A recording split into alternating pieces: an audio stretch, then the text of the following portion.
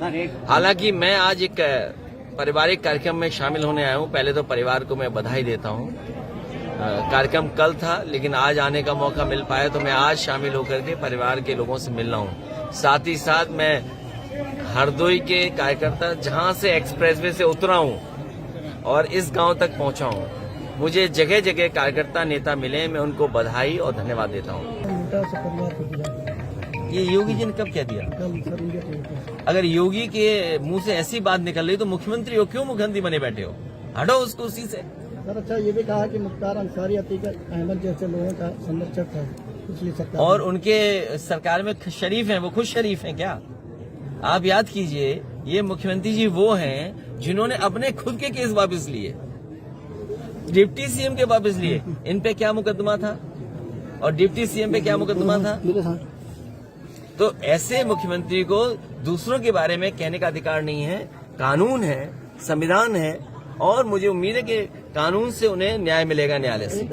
उन्होंने ये कहा है कि रामचरित व मनुस्मृति आदि ग्रंथ नहीं, बल्कि भारतीय संविधान है, जिसे बाबा साहेब डॉक्टर भीमराव अम्बेडकर ने इसमें शूद्रों की नहीं बल्कि एसटी, एसटी व ओबीसी की संज्ञा दी है। इन्हें शूद्र कह के सपा इनका अपमान कर रही है। संविधान की अवहेलना न करे। साथ में उन्होंने 95 का भी जिक्र किया है कि लखनऊ स्टेट गेस्ट हाउस में जो घटना हुई थी उसमें सपा को अपने गिरेबान में झांक के देखना चाहिए, जब एक दलित की बेटी पर सपा सरकार ने जानलेवा हमला कराया था। ये मेरे पत्रकार साथी, बीजेपी की होशियारी हम ही नहीं समझ पाया। बीजेपी होशियार पार्टी है। वो जो जवाब नहीं देना चाहती है, कभी कभी दूसरे दलों को आगे करती है। जहां तक सवाल संविधान का है, हमने भी 26 तारीख का अगर स्टेटमेंट देखेंगे, 26 जनवरी का गणतंत्र दिवस के दिन, ये कहा कि हम समाजवादियों के लिए सबसे बड़ा धर्म अगर कोई है तो हमारा संविधान है। हम इस लोकतंत्र की पूजा करते हैं, और संविधान जो हमें अधिकार देता है वो अधिकार छीने जा रहे हैं। संविधान में कहां कहा है भेदभाव करें हम? संविधान ने कहां कहा है कि धर्म को ऊंचा नीचा दिखाएं? हमारे बाबा साहब भीमराव अम्बेडकर जी ने, डॉक्टर राममनोहर लोहिया ने जो आंदोलन चलाया, जो लड़ाई लड़ी, क्या उसके तहत हमें अधिकार मिल रहे हैं? बीजेपी वही अधिकार छीन रही है और लोगों को अपमानित कर रही है। सर, आजकल बाबाओं का बड़ा स्कोप चल रहा है। आज बाबा रामदेव का भी कल एक राजस्थान में बयान आया। उन्होंने कहा कि इस्लाम धर्म का मतलब है सिर्फ नमाज पढ़ना। मुसलमानों के लिए सिर्फ नमाज पढ़ना जरूरी है, और नमाज पढ़ने के बाद कुछ भी करो सब जायज है, चाहे हिंदुओं की लड़की उठा लो, चाहे आतंकवादी बन जाओ। ये बीजेपी के कई रूप में कई तरह के लोग हैं जो सहयोग और साथ देते हैं।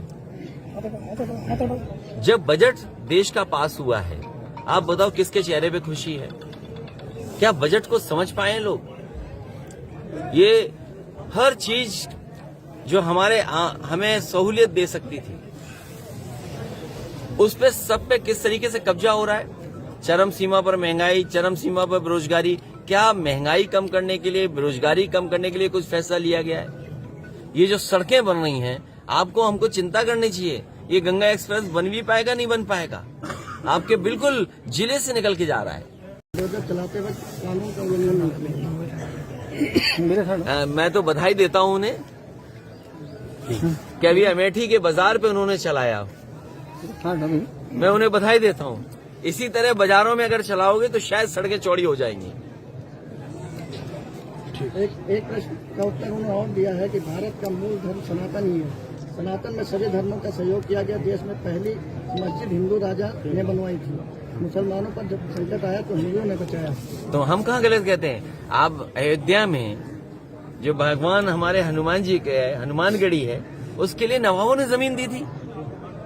तो ये जो हमारी मिली जुली संस्कृति है, हमारी जो एक दूसरे का सहयोग करने की जो संस्कृति है, हमारा भारत तभी अच्छा लगता है ये गुलदस्ता की तरह हो, जिसमें हर रंग शामिल हो।